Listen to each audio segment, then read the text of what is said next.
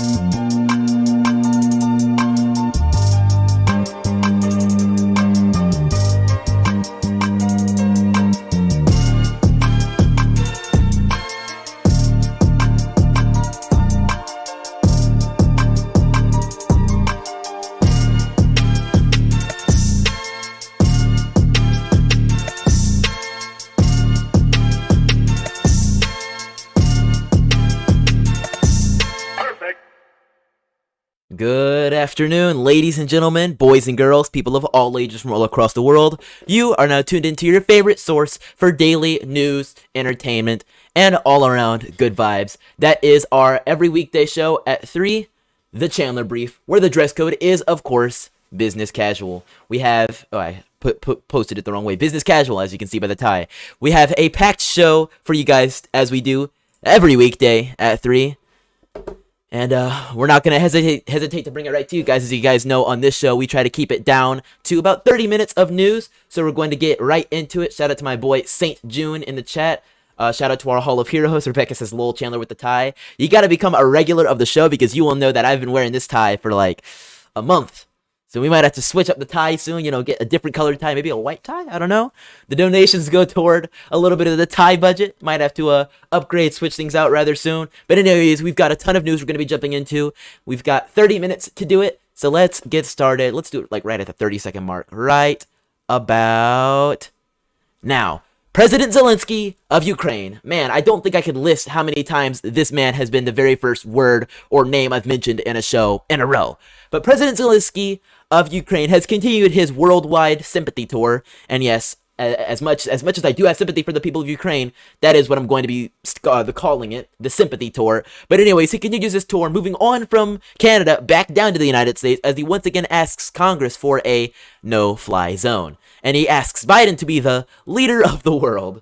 Now, I'm going to tell you straight up from the beginning, that's your first mistake, asking Biden to be the leader of anything because, And you ain't black. Clearly, he's very good at leading things. But anyways, let's dig a little bit into this story from the post-millennial. Ukrainian President Volodymyr Zelensky addressed the U.S. Congress on Wednesday morning to encourage that body to authorize greater sanctions and defenses of Ukraine. Now, keep in mind, this comes after the United States approved a whopping... Oh, hold on. Let me find where my drum roll please sound effect is. I need to put this one on my main thing, but it's deserving of it because that's how, it's such amounts just... $14 billion that were dedicated to Ukraine in the defense of its border, quote-unquote, and other various, quote-unquote, humanitarian aid projects within the country. As Zelensky's image came up on screen, the joint session of Congress stood and cheered as House Speaker Nancy Pelosi congratulated him for his courageous leadership. And here's a Rumble video of that. So let's just see them rising to applause. Maybe, I don't know, I guess not. But there's our Rumble video, so good on them. Zelensky said he was proud to greet Congress from Ukraine's capital city of Kiev, saying that the city doesn't give up. He said that the population has been resisting the Russian aggression for 8 years.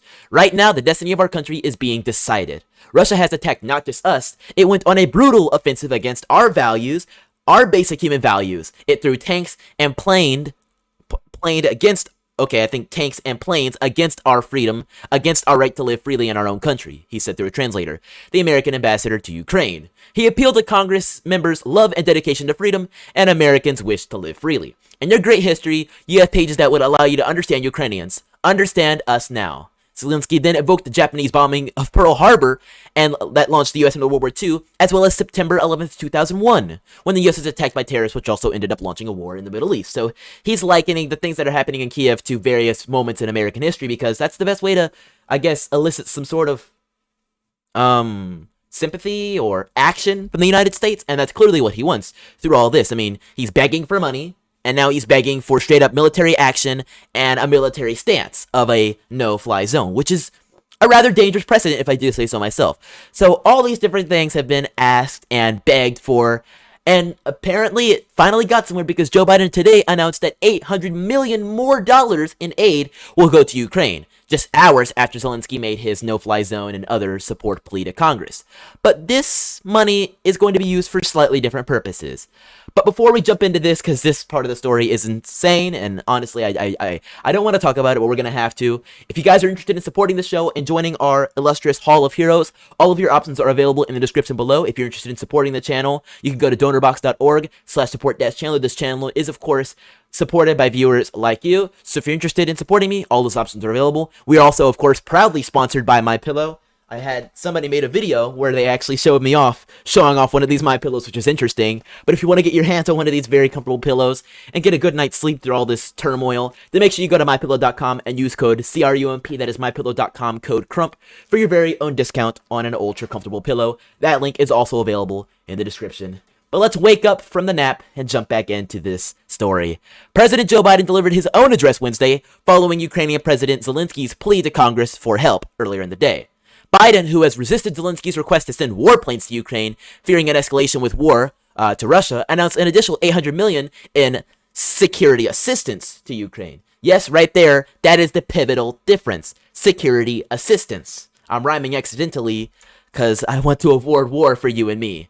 The additional $800 million brings the total announced in the last week alone to $1 billion, and a total of $2 billion since Biden took office more than a year ago, and I guess that's purely of security defenses.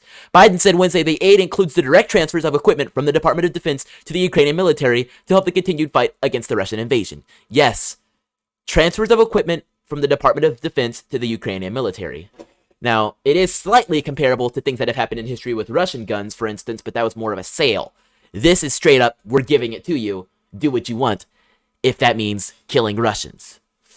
I don't know. I don't like it, folks. I don't like it. Biden said Wednesday the aid includes the direct transfers of equipment. Man. Biden then said the new assistance includes 800 Stinger anti-aircraft systems, 100 grenade launchers, 20 million rounds of small arms ammunition, and grenade launchers. And to put this into easier perspective for you guys to read, here's a tweet from Breaking 911. 800 Stingers, 2,000 Javelin rockets, which are very, very capable rockets that I believe I've heard can destroy a tank with one shot, which no other weapon on the market can do. 100 light anti-armor weapons, which is more than likely something a troop can carry on the field. And 6,000 AT-4 anti-armor systems, which is just terrible stuff. 100 unmanned aerial systems, 100 grenade launchers, 5,000 rifles, 1,000 pistols, machine guns, shotguns, and the biggest toll of them all, 20 million rounds of small arms rounds, 20 million rounds of small arms ammo, and grenade launcher plus mortar rounds. Somebody said, there goes my tax money where it could have gone to my student loans. Well, there it goes. The defense budget is massive, and it appears a good amount of that is going towards other nations. We're going to give Ukraine the arms to fight and defend themselves through all the difficult days ahead, Biden said. Already, the Biden administration has sent Ukraine more than 600 Stinger missiles, 2,600 Javelin anti-armor systems, and various other things, along with helicopters, patrol boats, satellite imagery, and body armor, helmets, and other tactical gear. Congress has already approved $14 billion in military and humanitarian aid for Ukraine, and the newly announced security aid will come from that allotment, which is part of a broader bill that Biden signed into law Tuesday. So, Billions upon billions upon Billions of dollars are going towards this cause. Biden has also doubled down on U.S. sanctions, which include financial attacks. The sanctions are a substitute for direct military action against Russia by the U.S. and its allies. Biden has repeatedly said there will be no U.S. troops on the ground, even as weapons and material are provided to Ukraine. The question is, will it be American personnel that is involved in the usage of such tools? More than likely, yes, because I don't believe there's many Ukrainians that know how to operate these unmanned aircraft, these drones that we've been using in America for years, especially against in the Middle East and things of that nature. Yes, billions of dollars going towards this cause. It's kind of scary. And somebody made a good point. If it is Americans that are on the other end, that the ones that are moving the joystick for the drones, that is then killing Russians, is that not an act of war? I mean, in the cyber age, 2022, the indirect yet very direct killing of others in war times, it raises a lot of questions. In my opinion, yes, it is an act of war, which is scary. Very scary. Biden then says, we're crippling Putin's economy with punishing sanctions that are only going to grow more painful over time with the entire NATO and EU behind us and many other countries. Nearing the 3-week mark in an ever-escalating war, Zelensky has been imploring allied leaders to stop the Russian airstrikes. Zelensky addressed the U.S. Congress earlier on Wednesday, begging for sanctions. So it's clear to see we're at a very pivotal point in what is happening with our culture throughout this war. More people than ever are a little bit concerned, but for some reason, there's actually a Google trend out that shows that more people thought World War III would start in January of 2020 when we bombed Soleimani, and not when we're directly facing conflict with Russia through Ukraine, which is just interesting. It shows how much of a clutch the media has and control over what people believe and what people fear. And it seems that they're telling them as much as they can, don't fear what's happening between Russia and Ukraine and us. No, stand with Ukraine. Bring us closer. And then they're going to say, no, we need a no-fly zone so that we can shoot down Russian aircraft, kill Russian soldiers, and further move us towards war. Because that's exactly what we need right now, right? Speaking of things we need right now, everybody could use a couple extra dollars in their wallet. But unfortunately, the United States government has next to no interest in that, as they're more interested in taking your dollars and giving them to Zelensky, who is going to go back to Dance with the Stars or something like that. I think he was an actor. Yeah, that's what it was. But anyways, the Fed is now raising interest rates for the first time in nearly 3 years, which projects 6 more hikes as inflation soars. And that is something now. The Federal Reserve said on Wednesday that it would raise interest rates for the first time in 3 years as policymakers look to cool red-hot inflation, a move that comes at a precarious time for the U.S. economy as it confronts a continuing pandemic, apparently, and a war in Europe. The widely anticipated move that the Fed would raise rates by 25 points brings to an end the ultra-easy monetary policy that was put in place 2 years ago. The rate liftoff, which puts the benchmark federal funds rate at a range between 0.25 and 0.5, is likely just the start of a series of increases. New economic projections released after the meeting show that policymakers expected 6 more similarly sized increases over the course of 2022, just after consumer prices hit a 40-year high. It marks a considerable shift from just 6 months ago, when half of the central bankers believed interest rate increases were not warranted until at least 2023. It's making it harder and harder to borrow money, and the consumer price indexes are shooting through the roof. We are not in a good place with inflation. We are not in a good place with our economy, but the government is sending money to Ukraine and sending these weapons, sending these things that we have paid for with our tax dollars somewhere else. Makes plenty of sense, right? I posted on Twitter just a few minutes ago, and I'll show you guys a tweet since I quite like my Twitter. I says, the United States sent nearly $1 billion to Ukraine for them to buy weapons. And the exact same day, we raised interest rates on ourselves. Makes sense? Because apparently, somehow it does. Doesn't make much sense to me, but you know what? We just bring you guys the news. We bring you guys the news. Speaking of things that somehow are high priorities in the midst of all this, Joe Biden has made a proclamation on National Equal Pay Day, because apparently that was 2 days ago. Yesterday. Equal pay is a matter of justice, fairness, and dignity. It is about living up to our values and who we are as a nation. For over 25 years, Equal Pay Day has helped to draw attention to gender-based pay disparities by highlighting how far into a new year a woman must work on average to earn what a man did in the previous year. This year, Equal Pay Day falls on March 15th, the earliest we have ever marked the occasion. The earlier that Equal Pay Day arrives, the closer our nation has come to achieving pay fairness. That's a rather interesting way to do it. But while we should celebrate the progress we have made, as I've said in the past, we should not be satisfied until equal pay day is no longer necessary at all. In 2020, the average woman working full-time year-round for wages or a salary earned 83 cents for every dollar paid to their average male counterpart. This is not simply about the fact of a woman being a woman. It is about many other facts that we've been covering for years now. But apparently, the White House is interested in peddling these fallacies over and over again instead of actually doing something that is going to help our nation. Equal pay day for equal jobs. That's what Moonshadow says. But apparently it doesn't matter if you're an actual woman or not, because Rachel Levine is making waves. Candace Owens was trending today because she had something to say about Rachel Levine, which was rather interesting. Let's check that in. Candace said, "I don't know what a woman is anymore," after she blasts USA's Today's ridiculous decision to name Biden's Trans Health Secretary Rachel Levine as one of its Women of the Year. Now, we talked about this just yesterday, and I believe even the day before that, just a little bit, touching on this insane story, truly. I mean, the Babylon Bee had a hilarious article about it. They actually named Rachel Levine Man of the Year, which is just, man, I just throw the hands up. I didn't say it. Babylon Bee said it. I didn't say it. Let's jump into this. Conservative political commentator Candace Owens has slammed USA Today's decision to include President Biden's transgender assistant health secretary, Dr. Rachel Levine, among its nominees for 2022 Women of the Year. The inclusion on the list of Dr. Levine, who is the nation's first openly transgender federal officer to be confirmed by the Senate, sparked outrage from some critics, including Owens. What's a woman? I'm confused. I don't know what a woman is anymore. It is funny and pointedly ridiculous. It gets back to what I was always saying about progressives, which is that they're always so progressive that they're actually regressive. Owens began in a lengthy diatribe on Tucker's show. It's the same with feminism. With early feminism, we were trying to create a space for women that was separate from men. We wanted women's sports and for them to compete differently. We have women that train all the way from the time that they're kids up through college to try to compete against other women. Now you can throw in a wig and say, actually, I am a woman too, and you can crush all of the records because it is so progressive that it is actually regressive.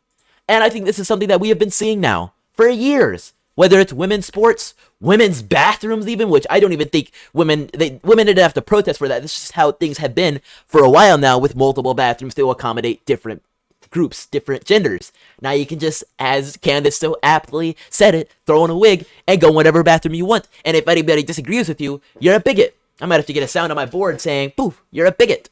We need to stop this bigotry and hate. You're a bigot. So that just goes to show you that we're in a very strange place.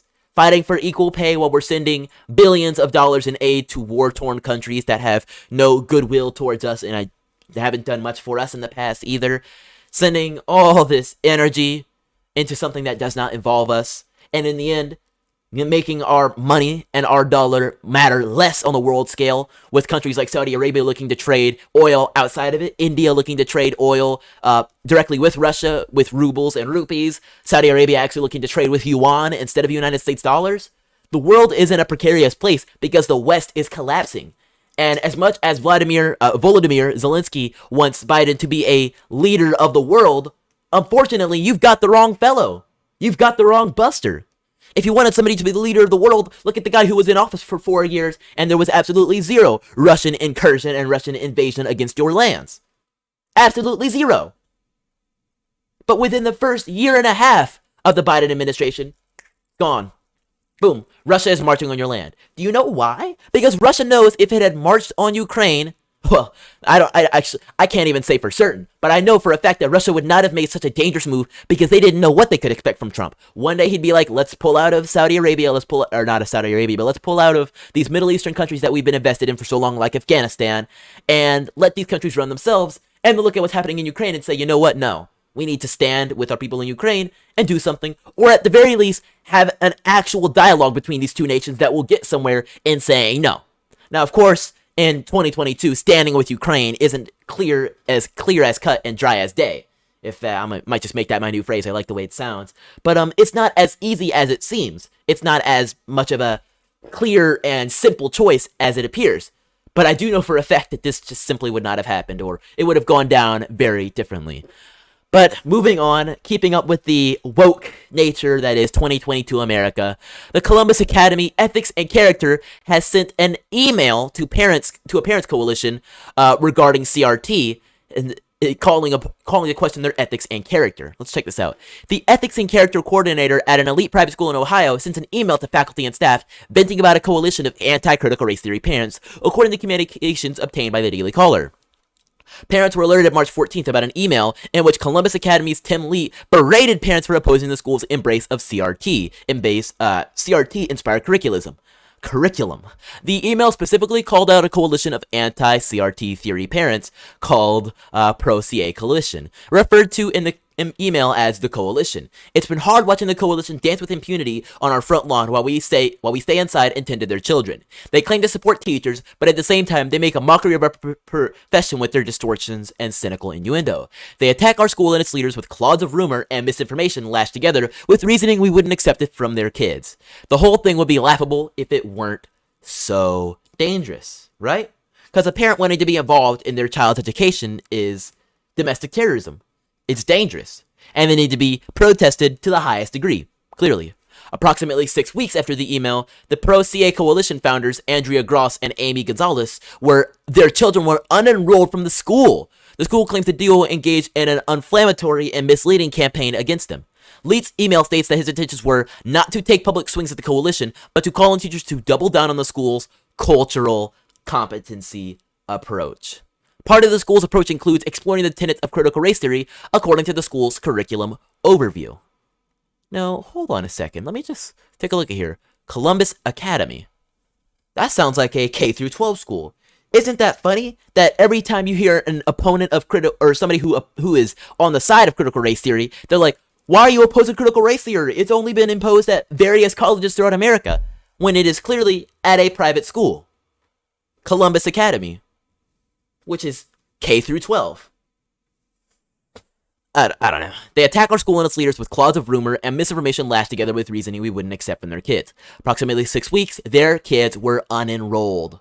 Leeds' email states they were not trying to take public swings. However, it's clear that something happened. According to the document, students in the upper school may be exposed to some of the underlying concepts embedded in critical race theory, including concepts of systemic racism as part of learning about different perspectives in various issues. Columbus Academy upholds that students learn about CRT, though they are not taught the theory any more than they are taught about fascism or socialism when studying European history. This email continued by berating the coalition and FAIR for calling on educators to treat kids the same, regardless of their race. Isn't there like a whole bill about this? I think it's the Civil Rights Act. Yes? But apparently they're not quite in support of that anymore now, are they? It's crazy to see where our world is. I mean, yeah, Saint Tune says it's a mad world. Moonshadow says they woke up on the wrong planet. I don't blame you. I really do not blame you for thinking that we might just not be on the same Earth anymore. We might not be on the same planet. Last but not least, quick story I wanted to cover. Shout out to what's going on the other side of the world, because they're dealing with very different issues than we are. Japan has suffered yet another earthquake, this one a 7.3 magnitude earthquake, which has then left a tsunami warning for possible tidal waves. I just wanted to show you guys quickly some video of what is happening over there. It's scary stuff. Take a look at this. Sheesh. And as you can see, there's flashes in the sky as well. Wow, that one's bright. Wow, that's brighter than the sun is. Dang. So if I had to take an educated guess or an inference, I would think those are maybe power plants of some sort like that. I remember a few years before here in America, there's an explosion at a power plant and it produced a very similar glow, like a blue glow, but very critical things happening in Japan. Earthquake, potential tsunamis, all of this in the rise of gas prices throughout the world, and worsening tensions with major nations. Very stressful stuff. But you know what? I wanted to bring the news to you guys quickly today. Once again, your edition of the Chandler Brief. Hope you guys enjoyed bringing the news to you guys. This video will be, of course, fully available for you guys to watch right here on the channel. More clips will be coming soon as well if you guys don't have time for the full 30-minute segment of various chops of topics and things of that nature. So if you're interested in seeing more of that, make sure you're subscribed to this channel here and don't miss out on any of my videos or streams. So make sure you have your notifications on. And remember that we come back on this channel at 3 on Monday, Tuesday, Wednesday, Thursday, and Friday, and on Tuesdays and Thursdays at 8. Now, there are, of course, times where we may miss a show. For instance, I believe this Friday we will not be here for the brief, but of course, any other shows or outages like that, I try to let you guys know on my Telegram. Speaking of that, if you are not currently a member of my Telegram channel, be sure to join it at t.me/realccrump. That is, once again, t.me/realccrump. And just to show you guys, this is what my Telegram looks like. You just go to t.me/realccrump. Make sure you guys join today. Aside from all that, thank you guys so much for being tuned in with us. I'll catch you guys once again tomorrow at 3 and at 8 for our daily show, The Chandler Brief, and our every Tuesday and Thursday night show, Crump Live. Aside from all that, I'll catch you next time, free thinkers. Don't forget to spread the virus of intelligence.